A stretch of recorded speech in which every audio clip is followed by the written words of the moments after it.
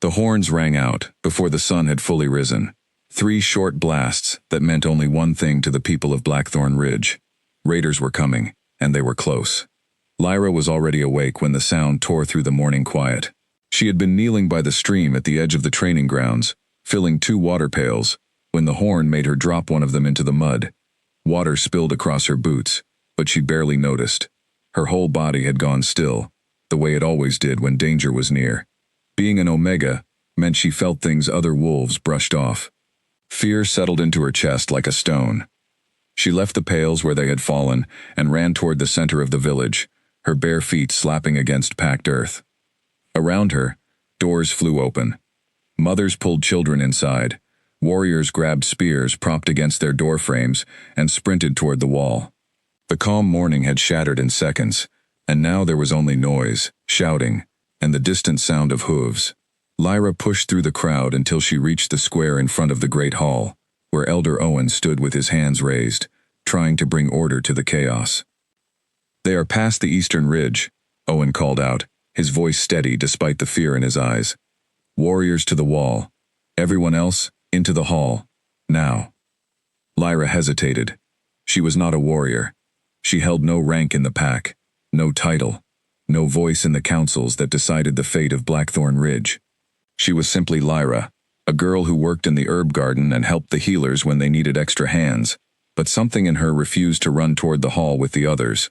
Instead, she turned toward the stone path that led up the hill, toward the sacred vault where the heartstone was kept. She was not entirely sure why. Perhaps it was instinct, the same instinct that had once told her a storm was coming a full day before the clouds appeared. Perhaps it was simply that no one else seemed to be thinking about the stone at all, not with raiders at the gates and warriors needed on the wall. Someone had to remember it existed. The vault sat inside a small stone building near the top of the hill, guarded on ordinary days by 2 sentries. Today, the sentries were gone, called down to help defend the wall. The door stood slightly open, swinging gently in the wind, as if it too sensed that something was wrong. Lyra's heart pounded as she stepped inside. The chamber was dim, lit only by a single shaft of light falling through a narrow window above.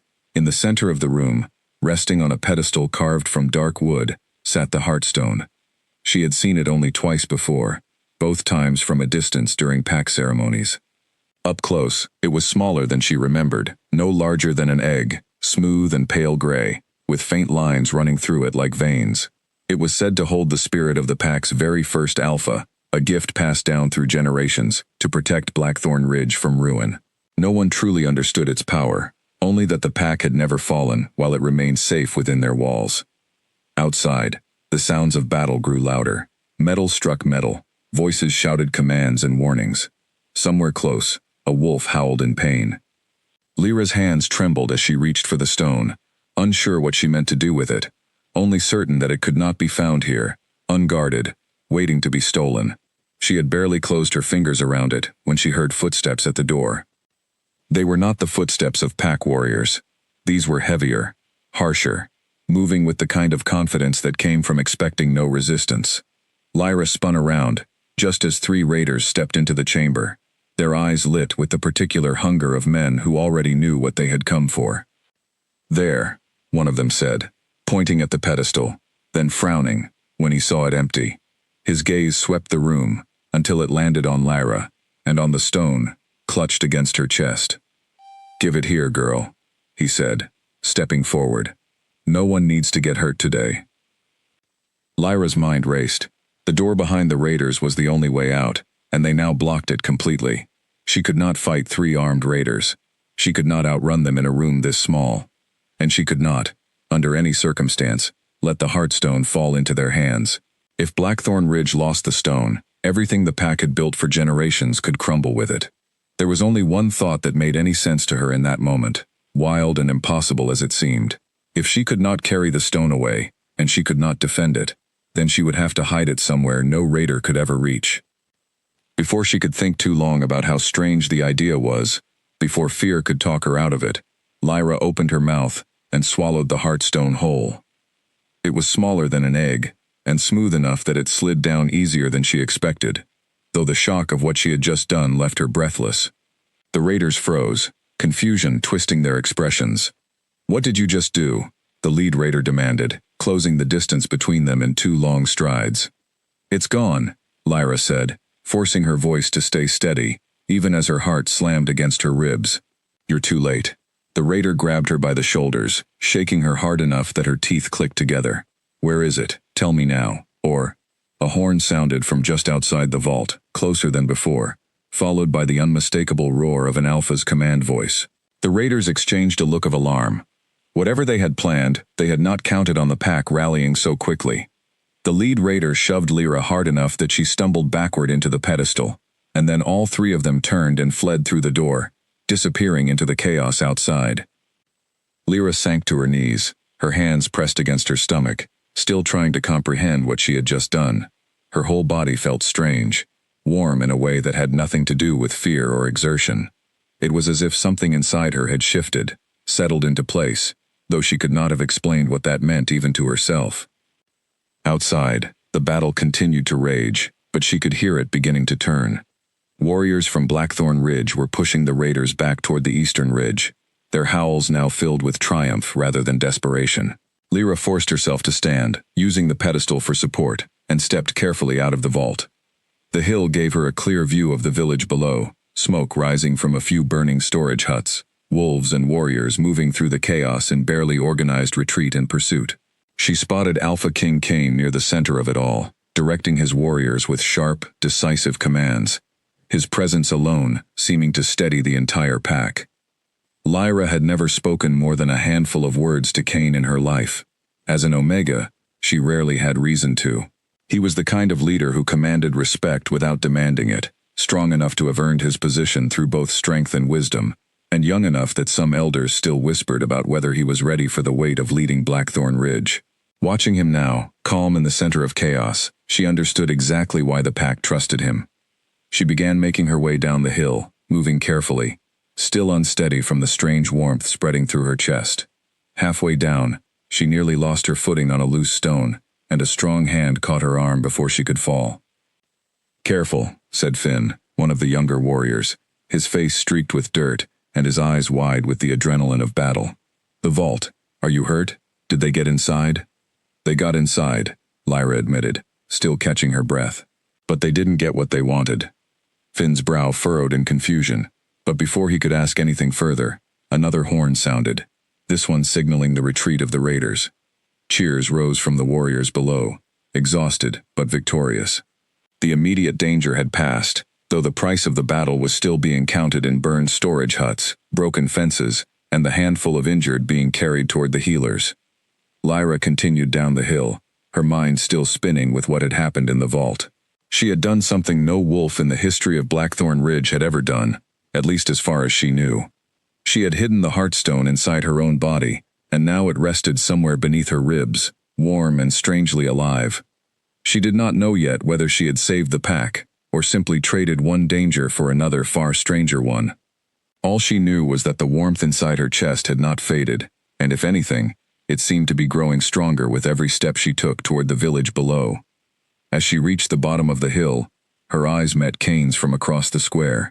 He was still speaking with his warriors, giving orders about repairs and watches for the night ahead, but something made him pause mid-sentence.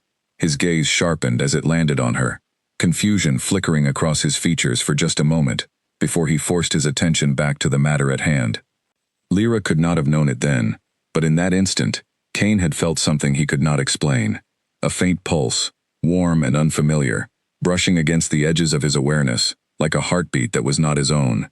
He shook his head slightly, telling himself it was simply the exhaustion of battle playing tricks on his senses.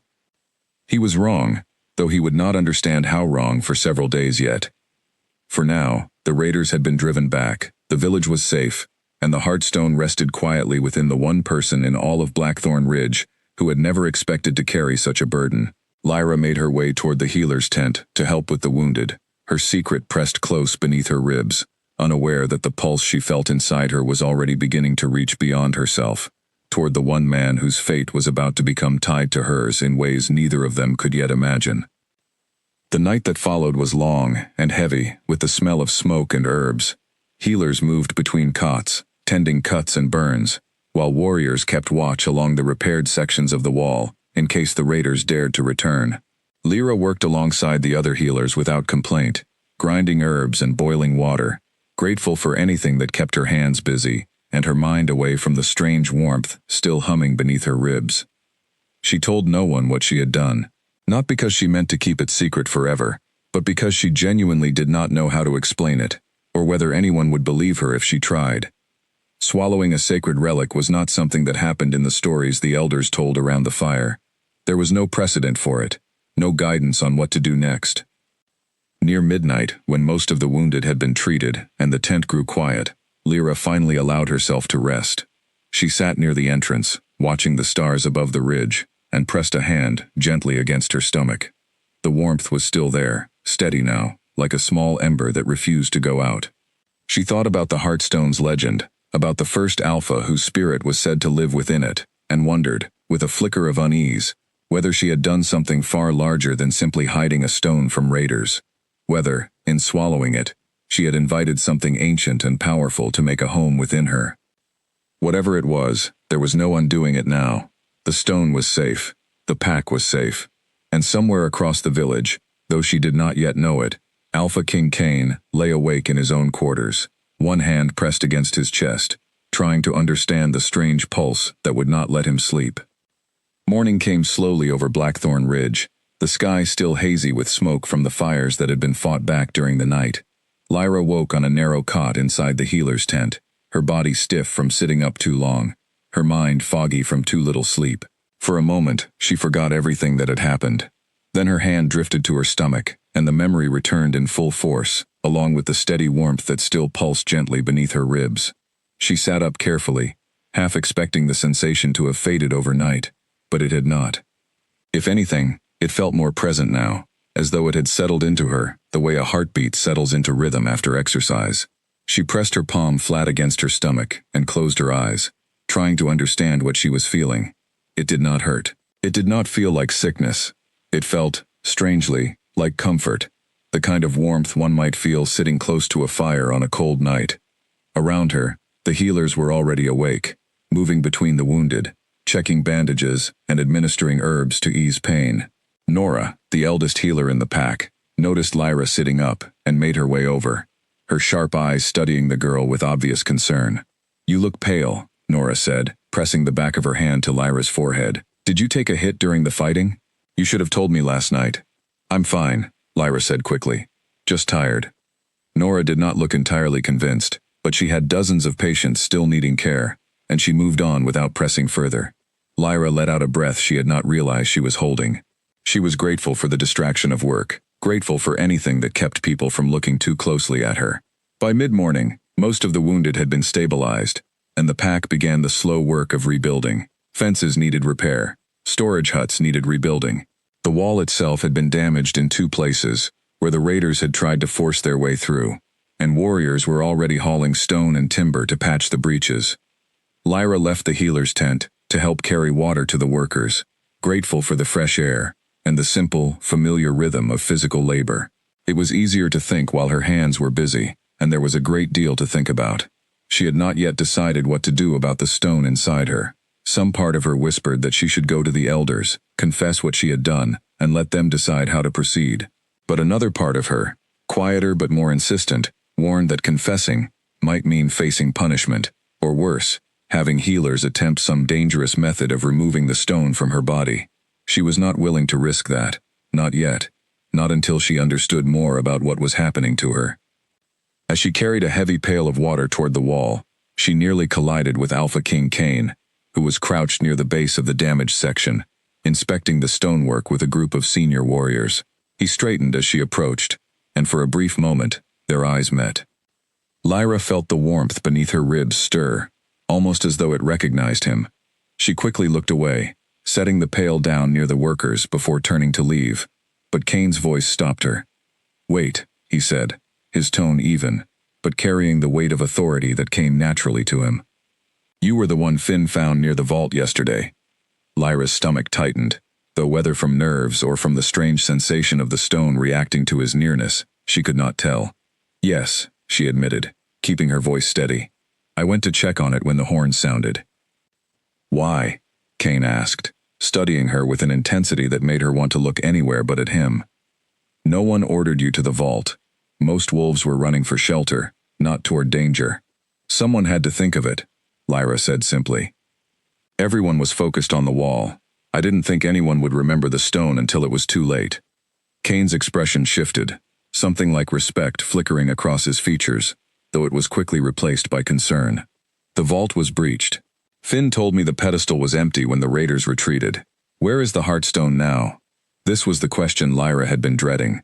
She could lie, tell him the raiders had taken it after all, buy herself time to figure out what to do. But something about the way Kane looked at her, direct and unflinching, made lying feel impossible, even dangerous. It's safe, she said carefully. I made sure of that before they could take it. Safe where? Kane pressed, stepping closer. Show me. Lyra's heart pounded. She glanced around at the warriors nearby, all of them focused on their repairs, none of them paying particular attention to the conversation.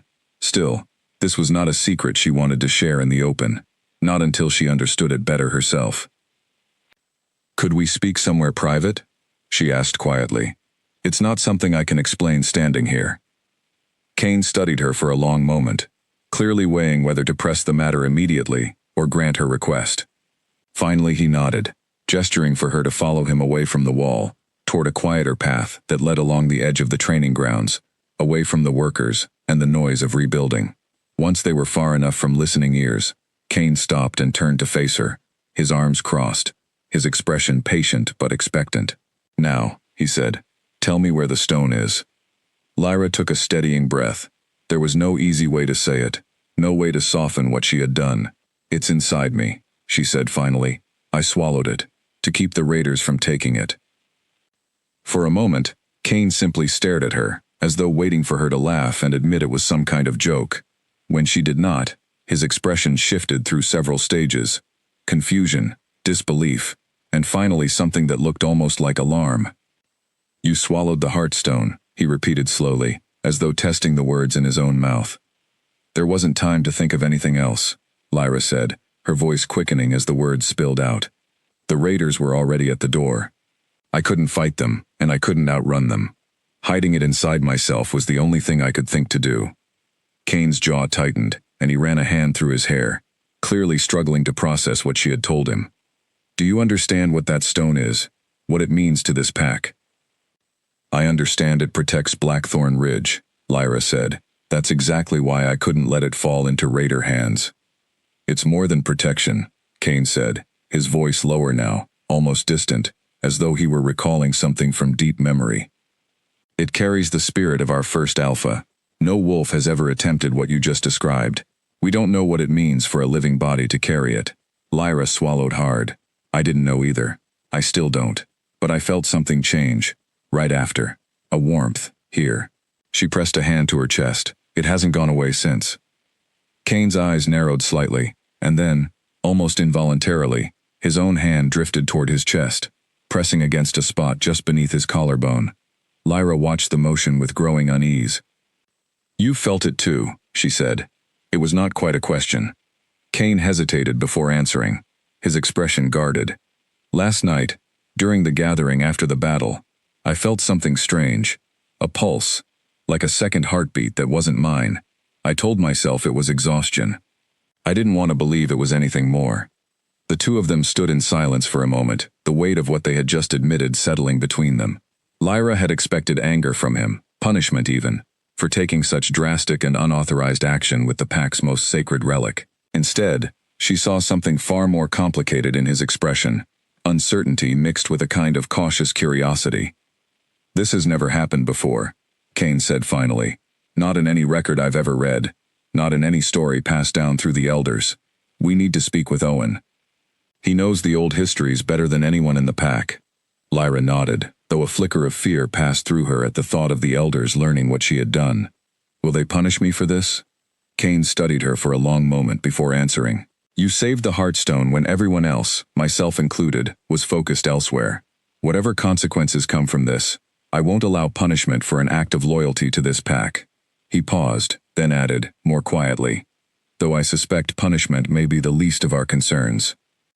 They made their way toward the elders' quarters, a modest stone building near the center of the village, where Owen spent most of his time studying the old texts that recorded Blackthorn Ridge's long history. Kane knocked once before entering, finding the old wolf hunched over a worn book, his reading glasses perched low on his nose.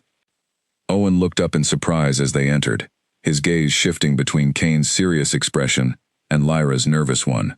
"This looks like the kind of visit that brings bad news," he said, setting his book aside.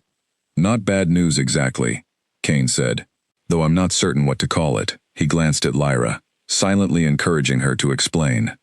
Haltingly, Lyra recounted what had happened in the vault, the raiders breaking in, her desperate decision to swallow the stone rather than let it fall into enemy hands. Owen listened without interrupting, his expression growing more intent with every word, until by the end, he was leaning forward in his chair, studying her as though she were something entirely new. "Remarkable," he murmured, almost to himself. "I have read every history this pack possesses, and never once has anything like this been recorded." "Is there any danger to her?" Kane asked, his voice sharper than before. "Any record of what such magic might do to a living body?" Owen was quiet for a long moment, considering the question carefully. "The Heartstone is said to hold the spirit and strength of our first alpha," he said finally. "It has always been treated as an object, something to be guarded and protected, never something meant to be carried within a person. What you describe, this bond forming between the two of you, suggests the stone is not simply an object at all. It may be closer to a living presence than we ever understood." Lyra felt a chill run through her despite the warmth still pulsing beneath her ribs. "What does that mean for me?" "I don't know yet," Owen admitted. "But I intend to find out. Give me time to search the oldest records we have. In the meantime, both of you should pay close attention to anything unusual you experience, any change in feeling, any change in strength or instinct. This bond, whatever it is, may only be beginning." Kane nodded, though his expression remained troubled. As they left Owen's quarters, the sun climbing higher over Blackthorn Ridge, Lyra could not shake the feeling that whatever had started in that vault the day before was far from finished. The warmth in her chest pulsed steadily, patient and waiting, as though it too understood that something larger was only just beginning to unfold. 3 days passed before Owen sent word that he had found something worth sharing. In that time, Blackthorn Ridge slowly returned to a version of normal, though the memory of the raid lingered in every conversation, every glance toward the eastern ridge where the attackers had come from. Fences were rebuilt, burned storage huts were cleared away, ready for new timber. Warriors kept a tighter watch along the wall, unwilling to be caught unprepared a second time. For Lyra, those 3 days brought a different kind of change, one she felt entirely within herself. The warmth beneath her ribs had settled into something steadier, less like a foreign presence and more like a part of her own body, though she remained acutely aware of it every waking moment. She noticed other changes too, small at first, easy to dismiss. She could hear conversations from farther away than she used to.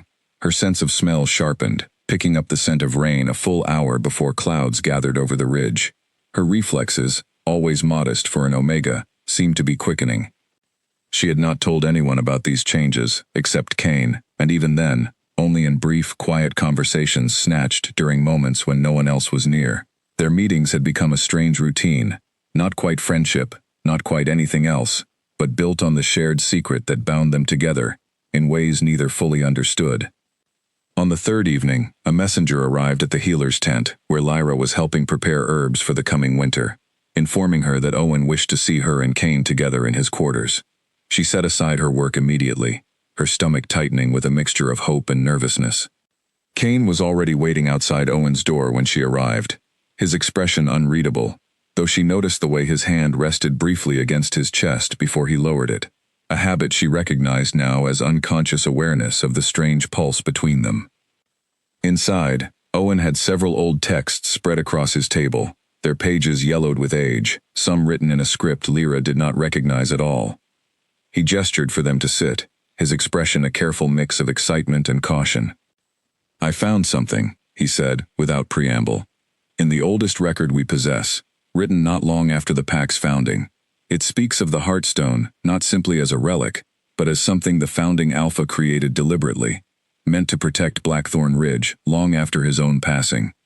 The text describes it as carrying his will, his strength, and in some sense, his awareness. Awareness, Cain repeated slowly. You mean the stone can think? Not think in the way we understand thought, Owen clarified. But it responds. It reacts to danger, to loyalty, to those it deems worthy of its protection.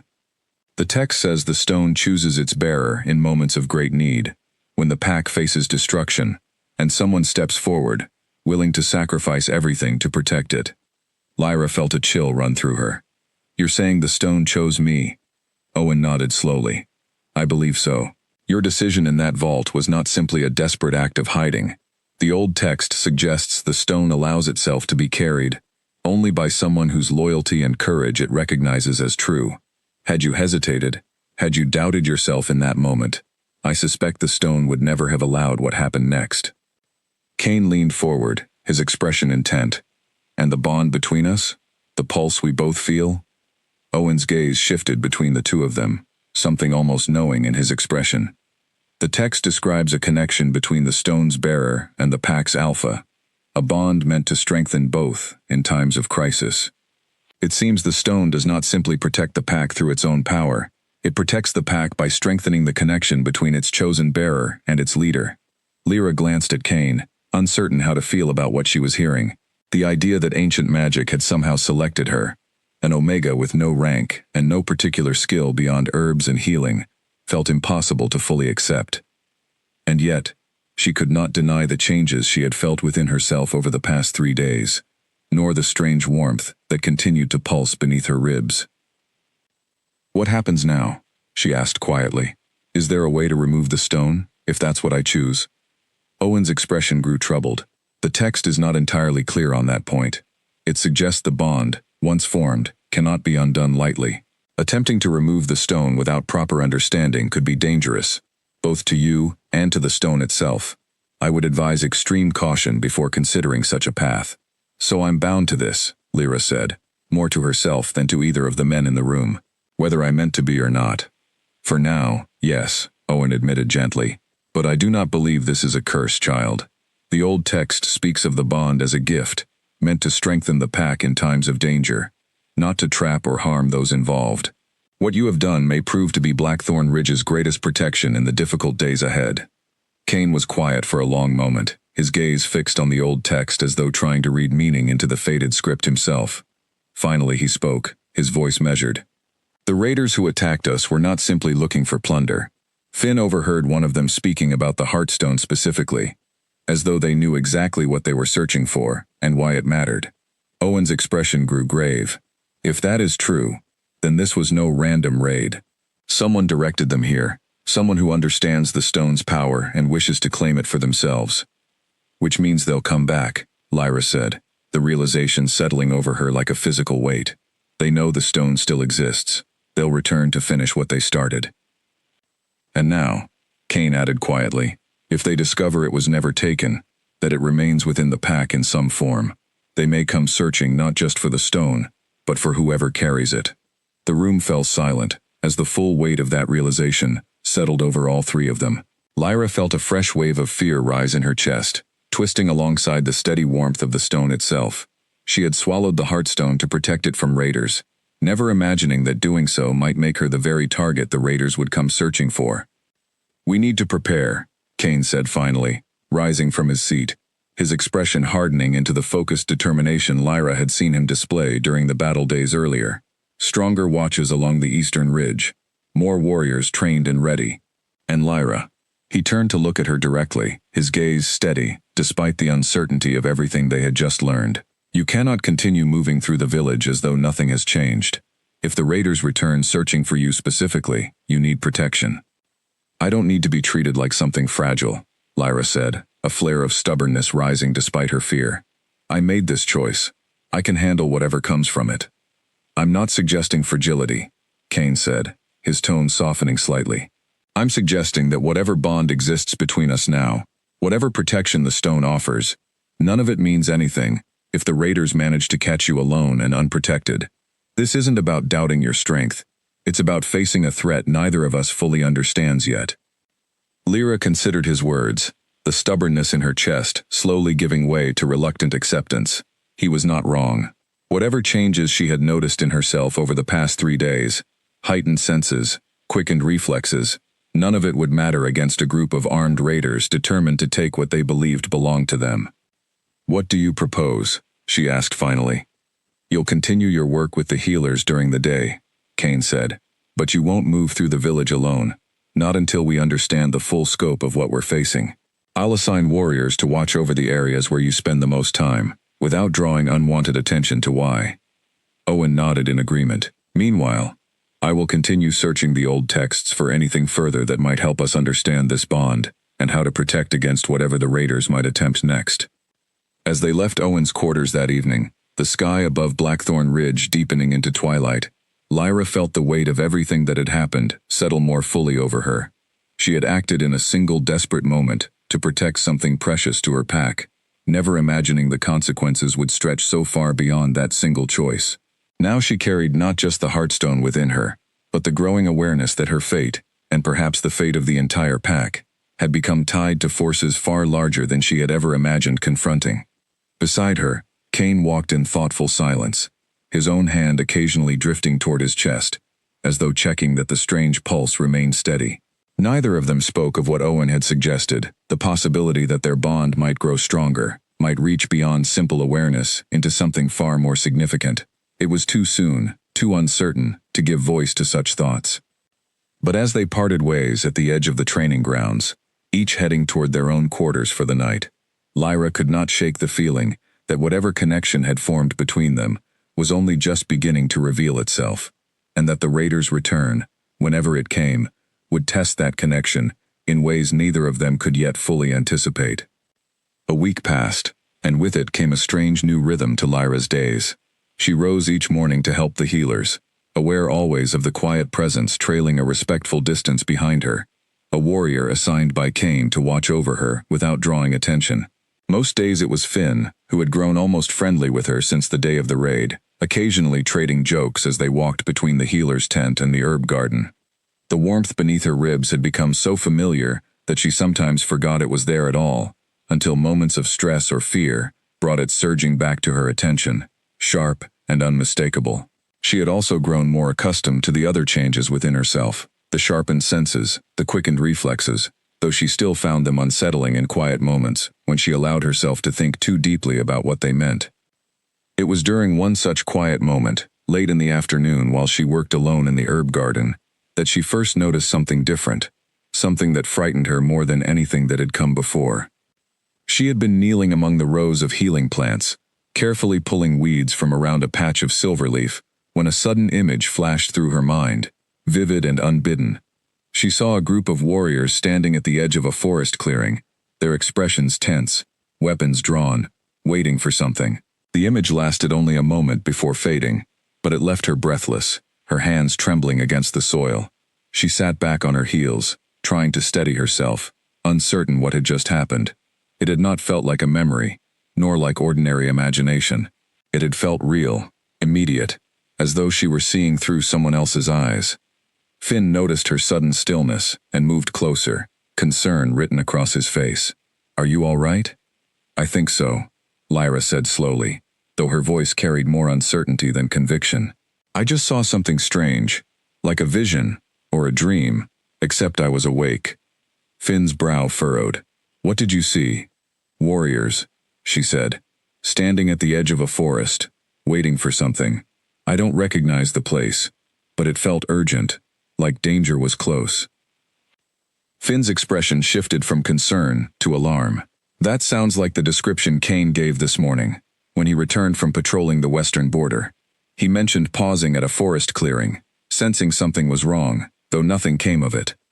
Lyra's breath caught. "You mean I saw what he saw?"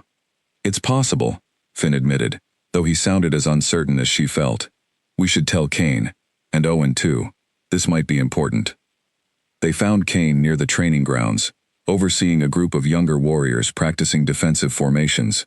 When Lyra explained what had happened, his expression grew serious, and he confirmed that the image she described matched almost exactly what he had experienced that morning at the western border.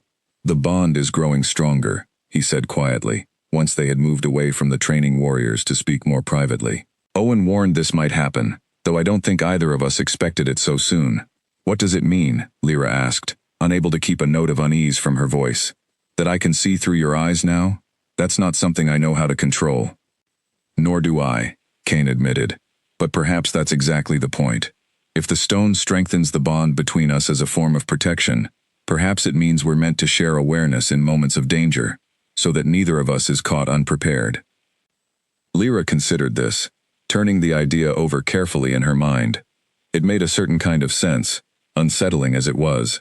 If raiders returned seeking the stone, seeking her, then perhaps this shared awareness could serve as an early warning, a way for each of them to sense danger, even when they were not together.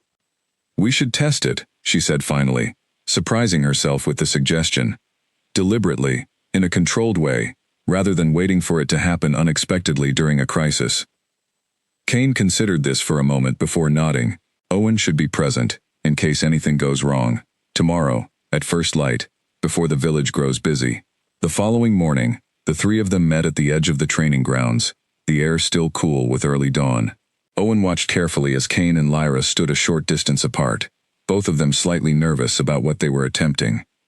Focus on each other, Owen instructed, not forcing anything, simply allowing your awareness to reach outward, the way it seems to happen naturally in moments of stress. Lyra closed her eyes, trying to quiet her racing thoughts, focusing instead on the warmth beneath her ribs and the strange, steady pulse that connected her to Cain. At first, nothing happened, only the ordinary darkness behind her closed eyes. But slowly, faintly, she began to sense something else, an awareness that was not quite her own, edges of thought and feeling that belonged to someone else entirely. She could feel Cain's concentration, his careful effort to remain calm despite the strangeness of what they were attempting. Beneath that, she sensed something deeper, a quiet weight of responsibility he carried constantly, worry for his pack, determination to protect them no matter the cost. It was intimate, in a way she had not expected, glimpsing not just his surface thoughts but something closer to the core of who he was. She opened her eyes, startled by the depth of what she had felt, and found Cain watching her with an expression that suggested he had experienced something similar from his own side of the connection. "What did you feel?" Owen asked eagerly, clearly fascinated by what he was witnessing. "Worry," Lyra said slowly. "Responsibility, a weight he carries every day, heavier than I realized." Cain's expression flickered with something like embarrassment, though he did not deny her words. "And you," he said, turning the question back on her. "I felt uncertainty, but also determination. A stronger will than most would expect from someone who considers herself simply an Omega." Owen watched this exchange with growing excitement, jotting notes in a small journal he had brought along. This confirms what the old text suggested. The bond is not simply about shared danger awareness. It connects you both more deeply, allowing insight into thoughts and feelings that would otherwise remain hidden. "Is that safe?" Lyra asked, a flicker of unease returning. "To share thoughts so openly, even unintentionally?" "I believe so," Owen said, "though I suspect it will take practice to control when and how deeply that connection opens. For now, it seems triggered by moments of focused intention, or by strong emotion, like the fear you felt yesterday while working in the garden." Cain remained quiet for a long moment, his expression thoughtful. If this bond continues to strengthen, it may prove invaluable if the raiders return. Shared awareness, insight into danger before it fully arrives. It could give us an advantage we've never had before. But it also means, Lyra added carefully, that if something happens to one of us, the other may feel it too. That could be dangerous, in the wrong moment. "A fair concern," Owen agreed. "I would advise caution, as this bond continues to develop. Learn its limits carefully, rather than relying on it blindly in moments of true crisis." As the morning sun rose fully over Blackthorn Ridge, casting long golden light across the training grounds, Lyra found herself studying Cain with new curiosity, aware now of depths to him she had never expected to glimpse. Whatever this bond was becoming, it had already reshaped the quiet distance that once existed between an Alpha King and an Omega, with no particular rank or standing in the pack. She did not yet know whether to feel grateful for this strange connection, or afraid of what it might demand of her in the days ahead. But as she walked back toward the healer's tent that morning, the warmth beneath her ribs pulsing steadily, alongside a new awareness of the man whose fate had become entwined with her own. She understood, with quiet certainty, that there would be no returning to the life she had known before the raid. Whatever came next, she would face it as someone forever changed by the choice she had made in that vault, and by the ancient magic that had chosen her in return. 2 weeks after the raid, Blackthorn Ridge held its autumn gathering, a tradition older than anyone living could remember, meant to bring the entire pack together to give thanks for the harvest, and to honor those who had defended the village during difficult times. This year, the gathering carried extra weight, a chance for the pack to remember the battle they had survived, and to honor the warriors who had fought to protect their home. Lyra had never attended the gathering as anything more than a quiet presence at the edges of the crowd, helping the healers manage minor injuries from the celebration's games and contests. This year, however, felt different in ways she was still adjusting to. Word had begun to spread, quietly at first, that she had played some role in protecting the Heartstone during the raid, though the full truth of what she had done remained known only to Cain, Owen, and Finn. The gathering took place in the central square, long tables laden with food from the harvest, warriors competing in friendly contests of strength and skill, while children ran between the tables, laughing and playing. Lyra stood near the edge of the festivities, watching the celebration with a strange sense of detachment, aware constantly of the warmth beneath her ribs, and increasingly aware of Cain's presence whenever he moved through the crowd. She had noticed, over the past 2 weeks, that the bond between them continued to grow stronger, not just in moments of danger or deliberate focus, but in quieter, more constant ways. She often knew when he was nearby before she saw him, a subtle shift in the warmth of the stone that felt almost like anticipation. She wondered if he felt something similar when she was near, though neither of them had spoken openly about it since their experiment with Owen 2 weeks earlier. As the evening wore on, Cain took his place at the head table, as tradition demanded, offering a speech of thanks to the warriors who had defended the village during the raid. Lyra listened from her place near the healers, watching him with a mixture of respect and something else she was reluctant to name, a warmth that had nothing to do with the stone at all. After his speech concluded, Cain made his way through the crowd, speaking briefly with various pack members, thanking them individually for their contributions during the difficult days following the raid. Eventually, his path brought him near where Lyra stood, and he paused, offering her a small nod of acknowledgement. "You've been quiet tonight," he observed, his voice pitched low enough that only she could hear over the surrounding celebration. "I'm not used to gatherings like this," Lyra admitted. "Usually I'm helping the healers manage injuries from the games, not simply standing and watching." "Would you rather be doing that instead?" Cain asked, a faint smile touching his expression. "Honestly, yes," Lyra said, returning the smile despite herself. "I've never quite known what to do with myself at celebrations." Cain considered this for a moment, before glancing toward the edge of the square, where a quieter path led away from the main crowd, toward the training grounds, where torches burned low against the growing darkness. "Walk with me," he said. "I could use a break from the crowd myself, if I'm honest." Lyra hesitated only briefly before following him, aware of a few curious glances from nearby pack members, as they moved away from the celebration together. She told herself it meant nothing beyond simple friendship, born from shared secrets, though the warmth beneath her ribs seemed to pulse with something closer to anticipation. They walked in comfortable silence for a while, the sounds of celebration fading behind them, replaced by the quiet rustle of wind through the trees bordering the training grounds. Finally, Cain spoke, his voice thoughtful. "I've been thinking about what Owen told us, about the stone choosing its bearer. I keep returning to the question of why you, specifically. Blackthorn Ridge has many wolves, warriors far more prepared for danger than an Omega who works with herbs and healing." "I've wondered the same thing," Lyra admitted. "I'm not particularly brave, or strong, or skilled in any way that would seem to matter to something as powerful as the Heartstone." "I disagree," Cain said, stopping to look at her directly, the moonlight casting soft shadows across his features. "What you did in that vault took more courage than most warriors I know possess. You didn't hesitate, didn't run, didn't think of your own safety first. You simply acted to protect something greater than yourself." Lyra felt heat rise in her cheeks, unsure how to respond to such direct praise. "I didn't have time to think it through properly. If I had, I probably would have been too frightened to do anything at all." That's not entirely true, Kane said gently. Fear and courage aren't opposites. Courage is acting despite fear, not the absence of it. You were frightened, I'm certain of that, but you acted anyway. That's exactly the kind of quality the old text suggests the stone recognizes in its chosen bearer.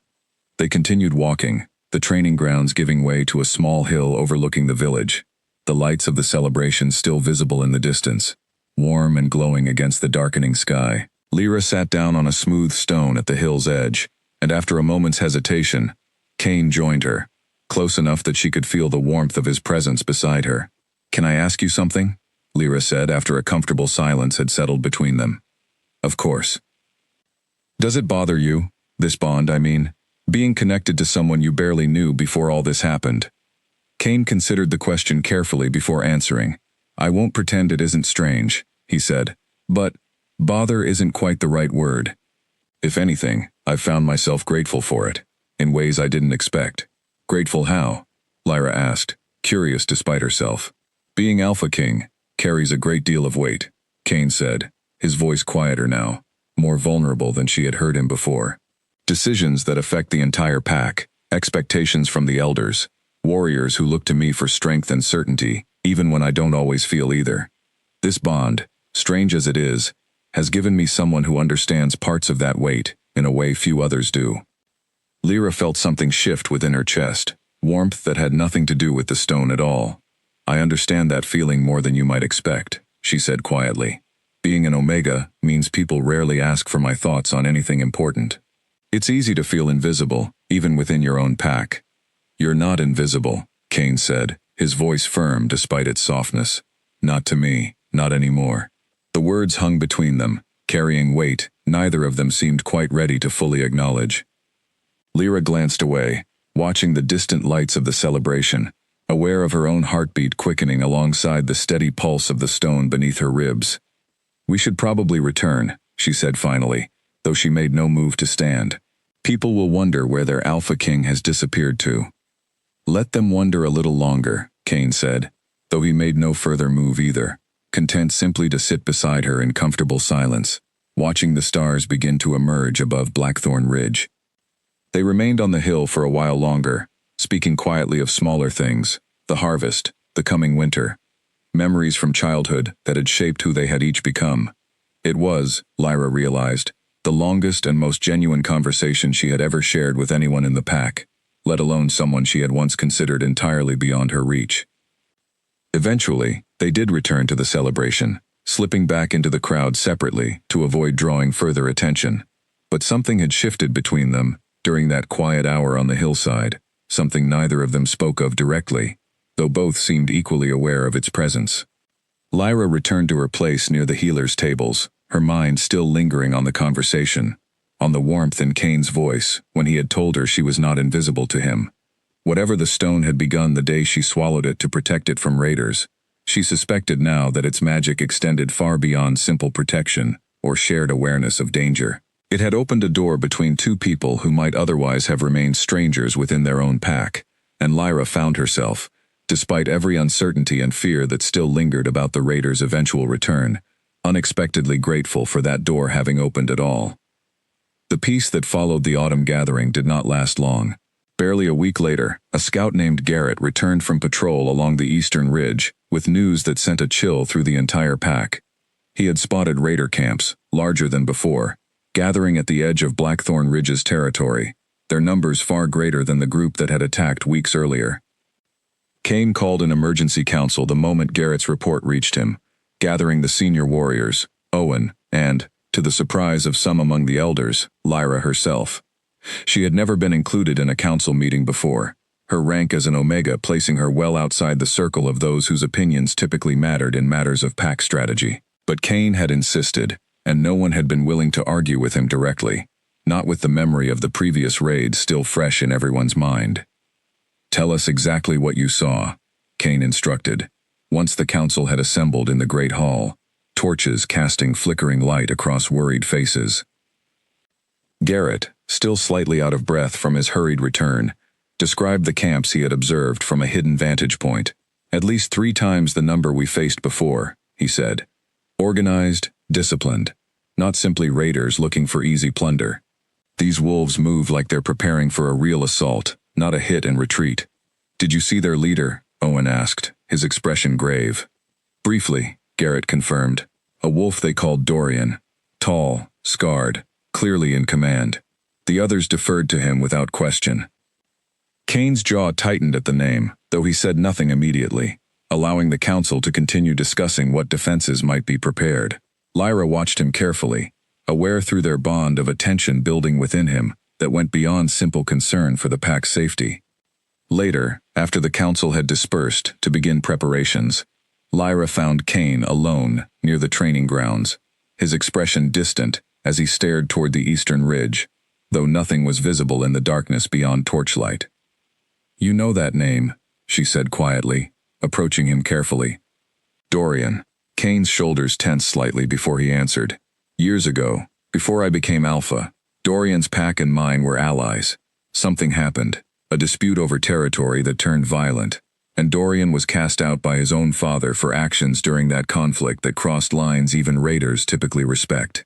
He's held a grudge against Blackthorn Ridge ever since, believing my father, and now myself, responsible for his exile.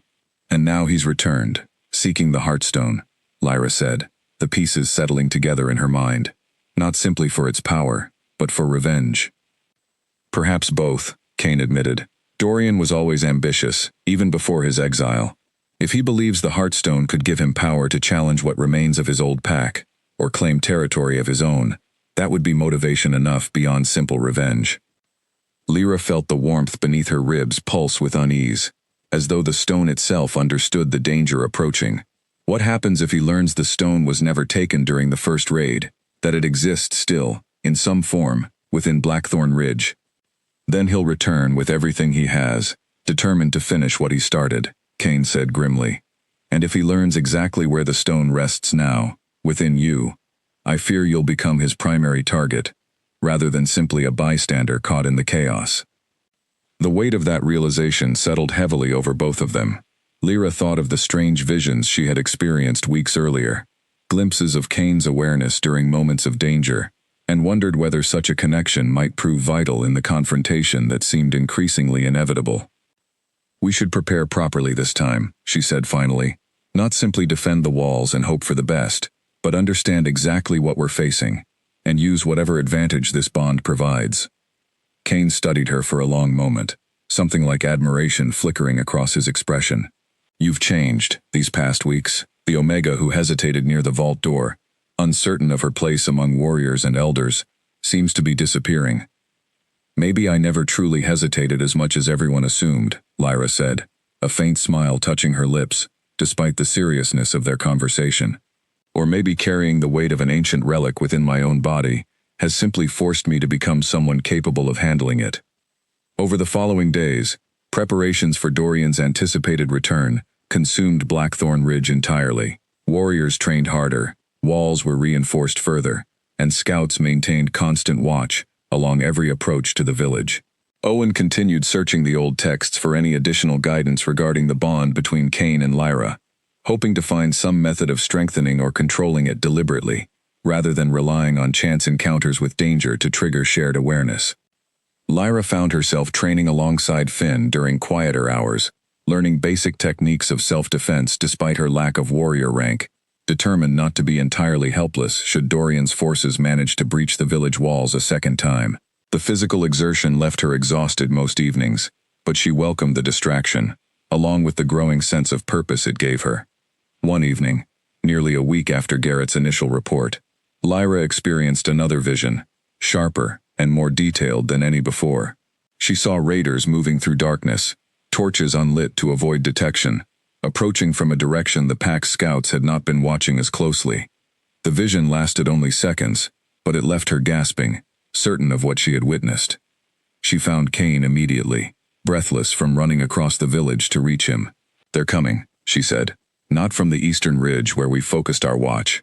From the northern pass, through the forest. Tonight, I think, or very soon." Kane's expression sharpened instantly, years of leadership experience allowing him to shift immediately from surprise to action. "How certain are you?" "As certain as I've ever been about anything," Lyra said. The vision felt different this time, more solid, more real than the others. Kane did not hesitate further. Within minutes, he had gathered his senior warriors, redirecting scouts in defensive positions toward the northern pass, despite the unconventional source of this new intelligence. Some among the elders questioned relying on visions from an Omega's connection to ancient magic. None of them fully understood, but Kane's confidence in Lyra's warning left little room for argument. As warriors moved quietly into position along the northern approach, torches deliberately extinguished to avoid revealing their preparation, Lyra remained near the healer's tent, her heart pounding with a mixture of fear and something close to determination. Whatever the coming night held, she understood now, more clearly than ever, that the bond forged between herself and Kane through the Heartstone's ancient magic had become the pack's greatest advantage against the danger closing in from the darkness beyond their walls. The warmth beneath her ribs pulsed steadily, patient and watchful, as though it too understood that the true test of everything that had changed since the day of the first raid was finally about to begin. The night stretched on, silent and tense, as warriors held their positions along the northern pass, hidden among the trees and shadows, waiting for confirmation that Lyra's vision had been accurate. Lyra remained near the healer's tent as instructed, though the waiting proved almost unbearable, her mind replaying the vision again and again, searching for details she might have missed. Kane had positioned himself among the warriors at the northern pass, close enough to the front that Lyra felt a fresh wave of worry each time she considered the danger he faced there. Through their bond, she could sense his focus, sharp and alert, along with an undercurrent of tension that told her he too understood how much rested on tonight's confrontation. Nearly 2 hours passed before the first signs of movement reached the waiting warriors.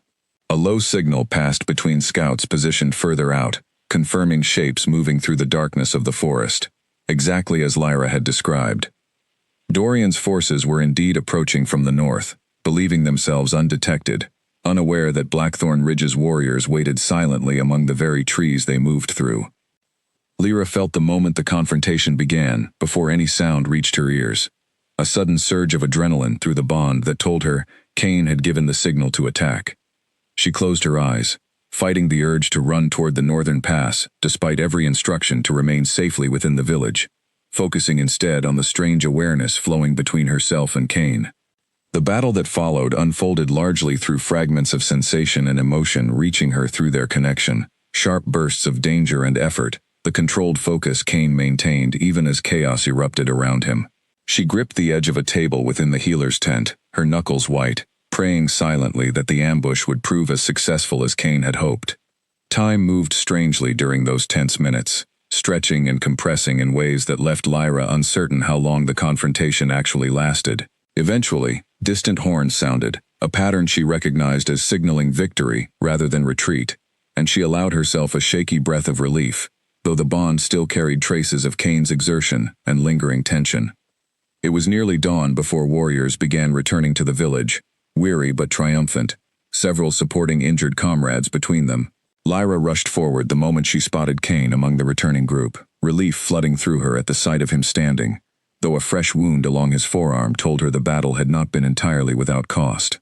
"You were right," Kane said as she reached him, his voice rough with exhaustion, but carrying clear satisfaction. "The ambush caught them completely unprepared. We drove them back with minimal losses on our side." "And Dorian?" Lyra asked, though she already suspected the answer, given the tension still lingering in Kane's expression. "Escaped, along with a portion of his forces," Kane admitted. "But we dealt a significant blow tonight. It will take time before he can gather enough strength to attempt another assault." Nora and the other healers moved quickly among the returning warriors, tending wounds and offering support to those most affected by the night's fighting. Lyra insisted on personally cleaning and bandaging the wound along Kane's forearm, despite his protests that more urgent injuries among his warriors deserved her attention first. "This can wait," he said, though he made no further move to stop her as she carefully cleaned the cut. "It can't," Lyra said firmly. "You're the Alpha King. If something happens to you because a simple wound became infected through neglect, this entire pack suffers for it." Kane fell silent, watching her work with quiet focus, something in his expression suggesting thoughts beyond simple gratitude for her care. When she finished bandaging the wound, their eyes met, and for a moment, neither of them spoke. the exhaustion and relief of the night's events settling into something quieter and more intimate between them. "Thank you," Kane said finally, his voice softer than before. "Not just for this, for the warning that made tonight's victory possible." "The stone warned me," Lyra said, though she felt heat rise in her cheeks at his gratitude. "I simply listened." "The stone chose you," Kane corrected gently. "And you chose to trust what you experienced, even knowing others might doubt visions from an Omega, with no formal training in strategy or warfare. That took courage, the same courage that led you to protect the Heartstone in the first place." They remained close together for a moment longer, the noise and activity of the healer's tent fading into background awareness as something unspoken passed between them. Finally, practical necessity intervened, as Nora called for Lyra's assistance with a warrior whose injury required more skilled attention than the other healers could provide. The following days brought a cautious sense of relief throughout Blackthorn Ridge, tempered by the understanding that Dorian remained alive and likely still determined to reclaim what he believed was rightfully his. Owen continued his research into the ancient texts, hoping to find further guidance on how the bond between Kane and Lyra might be strengthened or utilized more deliberately in future confrontations. Lyra found herself spending increasing amounts of time in Kane's company, whether discussing strategy with Owen and the senior warriors, or simply sharing quiet moments during the rare hours when neither of them carried heavy responsibilities. The connection between them had grown beyond simple shared danger awareness, evolving into something that felt increasingly personal, built on mutual respect and a growing warmth that neither of them seemed inclined to deny any longer. One afternoon, as autumn began giving way to the first cold winds of approaching winter, Kane found Lyra working alone in the herb garden, carefully preparing the last harvest before frost claimed the remaining plants. He watched her for a moment before speaking, something thoughtful in his expression. "Owen believes the bond between us continues strengthening, because we've accepted it, rather than fighting against what the stone chose to create," he said. "He suggests that resistance might have weakened the connection, while acceptance has allowed it to grow into something more powerful. Is that concerning to you?" Lyra asked, setting aside the herbs she had been gathering to look at him directly. "No," Kane said, the simplicity of his answer carrying more weight than elaborate explanation might have. "If anything, I've found myself grateful for how this bond has unfolded, and for who it has connected me with."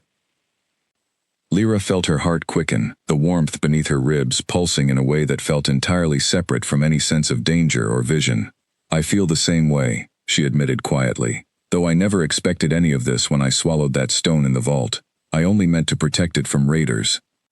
"Sometimes the most significant changes in our lives begin with decisions we make for entirely different reasons," Kane said, moving closer to where she stood among the herb rows.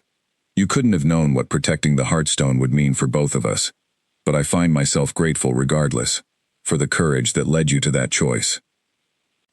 The moment stretched between them, charged with unspoken possibility, before the practical demands of the coming winter and the lingering threat of Dorian's eventual return pulled their attention back toward more immediate concerns. But something had shifted further between them during that quiet exchange in the herb garden, a deepening of the connection that had begun as ancient magic and was slowly becoming something far more personal, built not simply on shared destiny, but on genuine understanding and growing affection between two people who had never expected their paths to cross so significantly. Winter settled fully over Blackthorn Ridge within weeks, blanketing the village in snow and forcing most preparations for Dorian's eventual return indoors, where warriors trained in the Great Hall rather than the frost-covered training grounds. Despite the harsh weather, the pack maintained careful watch along every border, unwilling to be caught unprepared regardless of the season. Lyra continued her work with the healers throughout the winter months, though her responsibilities had expanded considerably since the Northern Pass confrontation. Owen had begun including her more regularly in strategic discussions, recognizing that her connection to the Heartstone, and through it, to Kane, provided insight the pack could not easily dismiss or ignore. The bond between Lyra and Kane had continued deepening throughout the winter, extending now to moments entirely unrelated to danger or strategic necessity. She often sensed his mood shifting even from a distance, a subtle awareness of frustration during difficult council meetings, or quiet contentment during rare peaceful evenings. He, in turn, had confided that he experienced similar awareness of her emotions, particularly during moments when she felt uncertain or afraid. One evening, as heavy snow fell outside the great hall, Owen called Lyra and Kane together, his expression carrying a mixture of excitement and gravity that immediately drew their attention. "I believe I've found something significant," he said, gesturing toward an ancient text spread carefully across his table, its pages more fragile than any they had examined previously. This text describes not just the bond between the Heartstone's bearer and the Pax Alpha, but a ceremony, ancient, even by the standards of our earliest history, meant to stabilize and strengthen that connection permanently. "Stabilize how?" Kane asked, leaning forward to study the faded script himself. "The text suggests that without proper ceremony, the bond remains somewhat unstable, prone to unpredictable fluctuations in strength and clarity," Owen explained. "The ceremony described here would anchor the connection permanently, allowing both bearer and alpha to access its full potential deliberately, rather than relying on chance moments of danger or strong emotion." Lyra felt a flicker of unease alongside her curiosity. "What does this ceremony involve?" Owen's expression grew more serious. "It requires both participants to willingly commit to the bond, understanding fully what it means, before the Pack Elders and the memory of Blackthorn Ridge's founding Alpha. It is, in many ways, similar to a mating ceremony, though its purpose extends beyond simple partnership into something the old text describes as true joining." The word hung in the air between them, heavy with implication neither Lyra nor Kane seemed quite ready to address directly. Lyra felt heat rise in her cheeks, uncertain how to respond to the suggestion that stabilizing their connection might require something so significant. "Is there another option?" she asked finally, though part of her recognized even as she spoke that she was not entirely certain she wanted there to be one. "The old text doesn't offer alternatives," Owen said gently. "Without such a ceremony, the bond may continue as it has, useful, but unpredictable. With it, both of you would gain far greater control and understanding of the connection you share, which could prove vital if Dorian returns with the larger force we anticipate." Kane remained quiet for a long moment, his expression thoughtful as he considered the implications of what Owen had described. Finally, he turned to look at Lyra directly, his gaze steady despite the uncertainty of the moment. "This isn't a decision I would ever make for you," he said carefully. "Whatever this ceremony requires, it must be something you choose freely, without pressure, from strategic necessity or pack expectation." Lyra appreciated his consideration, though she found herself surprised by how little hesitation she actually felt when she examined her own heart honestly. The connection between them had grown into something she valued deeply, not simply for its strategic usefulness in protecting Blackthorn Ridge, but for the genuine understanding and warmth it had fostered between two people who had begun as near strangers within their own pack. "I need time to think," she said finally, though even as she spoke the words, she suspected her answer had already begun forming within her heart. "This is significant, and I want to be certain before committing to something so permanent." "Of course," Kane said immediately, respect clear in his tone. "Take whatever time you need." Over the following days, Lyra found herself reflecting deeply on everything that had changed since the moment she swallowed the Heartstone in that vault.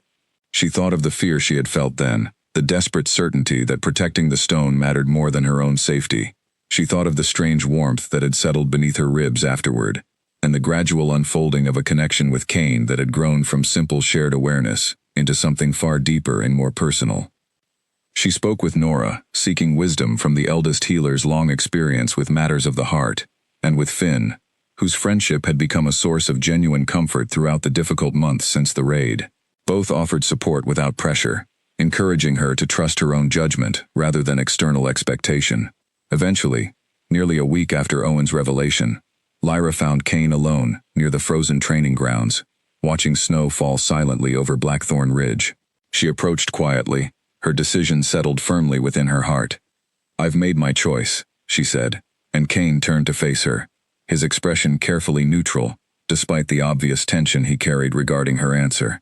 "I want to proceed with the ceremony." Something shifted in his expression, relief mixed with genuine happiness that he made no effort to hide.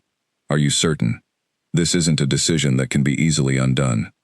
"I've never been more certain of anything," Lyra said, and found, as she spoke the words, that they carried complete honesty. "This connection between us, whatever the Heartstone began that day in the vault, has become something I value more than I ever expected. I don't want to simply manage it carefully from a distance anymore. I want to embrace it fully, for whatever it means for both of us, and for Blackthorn Ridge. Kane closed the distance between them, his expression carrying warmth that went far beyond simple gratitude for her decision. Then we'll speak with Owen and the elders together, and prepare for whatever this ceremony requires. Whatever comes from this, Lyra, I want you to know that my feelings for you extend far beyond the bond the stone created between us. That connection may have brought us together, but everything that has grown from it since has become entirely genuine, built on who you truly are, not simply the magic that connects us. Lyra felt tears prick at her eyes, unexpected emotion rising at his words. I feel the same way, she admitted. Whatever the ceremony ahead holds, I'm ready to face it, together with you. As they stood together in the falling snow, the weight of everything that had happened since the day of the first raid settling into something that finally felt like clarity rather than uncertainty, Lyra understood that the path ahead, however uncertain it remained regarding Dorian's eventual return, had brought her to a place she could never have imagined when she first swallowed the Heartstone to protect it from raiders. What had begun as a desperate act of loyalty to her pack had become something far more profound, a connection that would soon be permanently woven into the very fabric of Blackthorn Ridge's future. Preparations for the ceremony began almost immediately, though Owen cautioned that certain conditions needed to be met before it could take place. The old text specified that the ceremony must occur beneath open sky, before the gathered pack, and ideally during a moment when the moon reached its fullest point, believed to strengthen the connection between the ancient magic and those who called upon it. The next full moon was still 2 weeks away, giving Lyra and Kane time to prepare, though the waiting period brought its own challenges.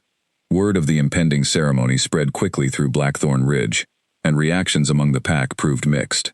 Some elders questioned whether an Omega with no formal rank should be joined so significantly with their Alpha King, while others recognized the extraordinary circumstances that had led to this moment and offered their support without hesitation. Lyra found herself facing skepticism she had never before encountered directly. Whispered comments from pack members who believed rank and tradition should have prevented such a significant joining. She bore these comments with quiet dignity, though they weighed on her more than she cared to admit even to Kane. One afternoon, as she helped prepare herbs for the coming ceremony under Nora's guidance, a group of younger pack members passed nearby, their conversation carrying just enough volume for her to hear their doubts about whether an Omega truly deserved such significant standing within the pack's future. "Don't let their words settle too deeply," Nora said gently, noticing Lyra's tightened shoulders as the group passed. "Change often unsettles those unwilling to look beyond tradition. You've proven yourself through action, not simply rank, and that matters more than any title ever could." Lyra appreciated Nora's wisdom, though the doubt lingered nonetheless. It was during one such difficult afternoon, while walking alone near the edge of the village, lost in thought about whether she truly belonged in the position she now found herself facing, that danger returned to Blackthorn Ridge without warning. She felt it first, through the bond. A sudden surge of alarm from Kane, sharp and unmistakable, followed almost immediately by the sound of horns ringing out across the village. Dorian had returned, and this time, he had not waited for careful preparation or hidden approach. His forces struck directly at the village gates, larger and better organized than either of the previous attempts. Lyra ran toward the sound of the horns, her heart pounding with fear that had nothing to do with doubt about her worthiness, and everything to do with the safety of everyone she cared about within Blackthorn Ridge. She found Kane near the main gate, already directing warriors into defensive positions, his expression fierce with the focused determination she had come to recognize during moments of true crisis. "They're stronger than before," he called to her as she approached. Dorian must have gathered reinforcements from neighboring territories after his defeat at the Northern Pass. Through their bond, Lyra could feel the strain Kane carried, the weight of leading his pack against a force that seemed determined to overwhelm Blackthorn Ridge's defenses through sheer numbers, rather than the strategic patience of the earlier attacks. She knew, without needing to be told directly, that this confrontation would prove far more dangerous than anything they had faced previously. "What can I do?" she asked, refusing to simply retreat to safety, while the pack she had come to love faced such significant danger. "Stay close to the healers," Kane instructed, though his gaze carried a warning she understood clearly. "If the gate falls, Dorian will search for you specifically. You cannot be caught exposed during the fighting." Lyra nodded, though every instinct screamed against simply hiding, while others fought to defend the village. She made her way toward the healer's tent, helping prepare for the wounded that would inevitably need care once the battle began in earnest. The fighting that followed proved fiercer than anything Blackthorn Ridge had faced during the previous confrontations. Dorian's forces pressed hard against the main gate, forcing Kane's warriors into difficult defensive positions, despite their careful preparation throughout the winter months. Through the bond, Lyra felt every surge of danger Kane faced, every moment of strain as he fought to hold the line against overwhelming numbers. It was during one particularly intense wave of fighting that Lyra felt something shift dramatically through their connection. A sharp burst of pain, followed by a wave of alarm that left her gasping where she stood among the healers. She knew instantly, with certainty that went beyond simple worry, that Kane had been injured, seriously enough that the bond itself seemed to strain under the weight of his pain. Without fully considering the danger to herself, Lyra abandoned the relative safety of the healer's tent, running toward the main gate where the fighting continued to rage. She found Kane struggling against a raider twice his size, blood soaking through his tunic from a wound along his side, his movements growing visibly weaker despite his determined resistance. She had no weapon, no formal training sufficient to face an armed raider directly, but desperation, and the fierce protectiveness she felt through their bond, drove her forward regardless. She grabbed a fallen spear from a wounded warrior nearby, and with strength she had never known she possessed, drove it toward the raider threatening Kane, forcing him back long enough for nearby warriors to intervene and finish the confrontation. Kane collapsed to his knees the moment the immediate danger passed, and Lyra rushed to his side, pressing her hands against his wound in a desperate attempt to slow the bleeding. Through their bond, she felt his awareness beginning to fade, and something within her, perhaps the ancient magic of the Heartstone itself, surged in response. A warmth, flowing from her hands into his wound, that felt entirely different from anything she had experienced previously. "Stay with me," she pleaded, tears streaming down her face, despite the chaos of battle still raging around them. "Please, Kane, stay with me."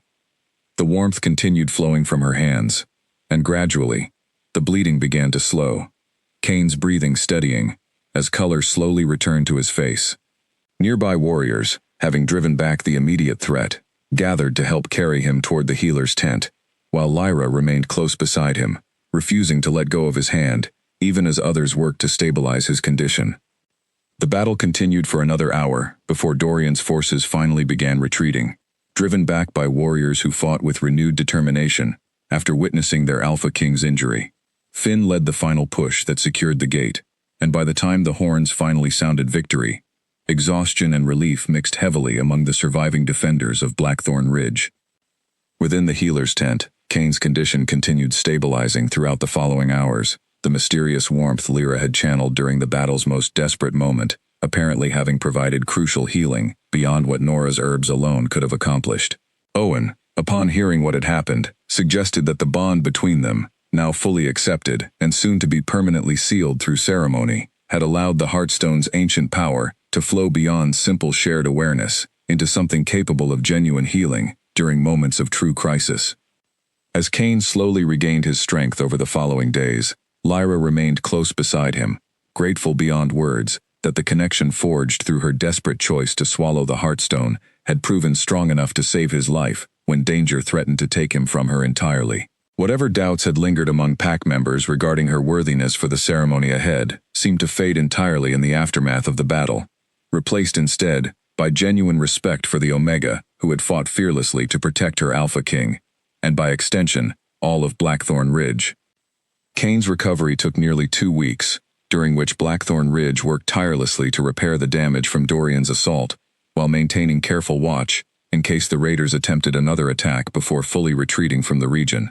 Scouts eventually confirmed that Dorian's forces had withdrawn entirely, their losses during the battle at the gate proving significant enough to discourage immediate further aggression, though Owen cautioned that the threat had not been permanently eliminated, only delayed. As Kane regained his full strength, the pack turned its attention toward the ceremony that had been postponed during the crisis of battle and recovery. The next full moon approached quickly, and this time, There was little doubt among the elders or pack members regarding whether Lyra deserved the significant joining the ceremony would create. Her courage during the battle, channeling whatever mysterious healing power had saved Kane's life, had erased any remaining skepticism about her worthiness. On the evening of the full moon, Blackthorn Ridge gathered in the central square, torches illuminating the gathering despite the bright moonlight overhead. Lyra stood nervously at the edge of the crowd, dressed in ceremonial garments prepared by Nora and the other healers, while Owen made final preparations for the ritual that would permanently seal the bond between herself and Kane. Kane approached from the opposite direction, fully recovered from his injuries, dressed in formal attire befitting his position as Alpha King, though his expression carried none of the formal distance such ceremonies typically demanded. Instead, warmth and genuine affection shone clearly in his eyes as he took his place before the gathered pack, waiting for Lyra to join him at the center of the square. Owen began the ceremony with words drawn directly from the ancient text, invoking the memory of Blackthorn Ridge's founding Alpha and the sacred purpose of the Heartstone he had created generations earlier to protect the pack in times of greatest need. As he spoke, Lyra felt the familiar warmth beneath her ribs intensify, responding to the ceremony as though recognizing its significance. "Lyra of Blackthorn Ridge," Owen intoned, his voice carrying clearly across the silent, attentive crowd. "You carry within you the spirit and protection of our founding Alpha, chosen not through rank or tradition, but through courage and loyalty, proven beyond doubt. Do you accept this bond fully, joining your fate permanently with our Alpha King, for the protection and future of this pack?" "I do," Lyra said, her voice steady despite the weight of the moment, certainty filling every word.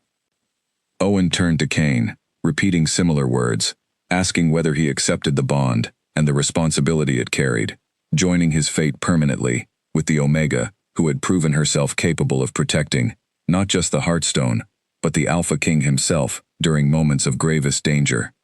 "I do," Kane said, his gaze never leaving Lyra's as he spoke the words, warmth and certainty clear in his expression. Owen instructed them to join hands at the center of the gathered crowd, and as their fingers intertwined, Lyra felt something shift dramatically within her chest, the warmth beneath her ribs surging outward, spreading through her entire body in a wave of sensation, unlike anything she had experienced previously. Kane's expression shifted simultaneously, suggesting he experienced something equally powerful from his side of the connection. The moonlight above seemed to brighten momentarily, and for a fleeting instant, Lyra thought she glimpsed something like a shimmer of golden light surrounding both herself and Kane, though the sensation passed quickly, leaving behind only the steady, powerful warmth that now felt entirely stable, no longer prone to the unpredictable fluctuations that had characterized their bond throughout the previous months. "It is done," Owen announced, his voice carrying clear satisfaction and relief. "The bond is sealed, permanent and stable, exactly as the ancient text described. Blackthorn Ridge now stands protected, not simply by the Heartstone's ancient power, but by the genuine connection between its chosen bearer and its Alpha King." The gathered crowd erupted into celebration, cheers and applause rising throughout the square, as pack members who had once doubted Lyra's worthiness now embraced the significance of what they had witnessed. Finn was among the first to approach, offering genuine congratulations, along with a knowing smile that suggested he had recognized the growing connection between Lyra and Kane long before either of them had fully acknowledged it themselves. As the celebration continued late into the night, Lyra found herself standing beside Kane, watching the pack she had risked everything to protect, celebrating the very bond that had grown from her desperate choice in that vault months earlier. She thought back to the fear she had felt then, the uncertainty about whether swallowing the Heartstone would prove wise or foolish, and found herself grateful beyond measure for how far that single desperate decision had carried her. "Any regrets?" Kane asked quietly, as the celebration continued around them, his hand finding hers amid the festivities. "None," Lyra said honestly, meeting his gaze with complete certainty. "Everything that has happened since that day in the vault, the fear, the uncertainty, even the danger we faced from Dorian, has led me here, to this moment, standing beside you, as someone the entire pack now recognizes and respects. I wouldn't change any of it." "Nor would I," Kane said, his voice carrying quiet warmth despite the noise of celebration surrounding them. "You saved the Heartstone when everyone else focused elsewhere, You saved my life when Dorian's forces nearly overwhelmed our defenses. And somewhere along the way, without either of us fully realizing it was happening, you saved something within me too. A part of myself I hadn't recognized was missing, until you helped me find it. Lyra felt tears of genuine happiness prick at her eyes, overwhelmed by the depth of emotion in his words. Whatever challenges lay ahead, whatever threat Dorian might still pose to Blackthorn Ridge's future, she understood now, with complete certainty, that she faced those challenges no longer as a quiet Omega, with no particular standing among her pack, but as someone whose courage and loyalty had reshaped not just her own destiny, but the future of Blackthorn Ridge itself. As the celebration continued beneath the bright light of the full moon, Lyra allowed herself simply to enjoy the moment, grateful for the journey that had brought her here, and hopeful for whatever future awaited her and Cain together, bound now permanently by ancient magic, but even more powerfully, by genuine love that had grown from courage, respect, and shared purpose. The Heartstone's warmth continued pulsing steadily beneath her ribs, no longer a burden she carried alone, but a permanent reminder of the strength she had discovered within herself, and the extraordinary bond it had helped create with the Alpha King, who now stood beside her, ready to face whatever challenges the future might bring, together.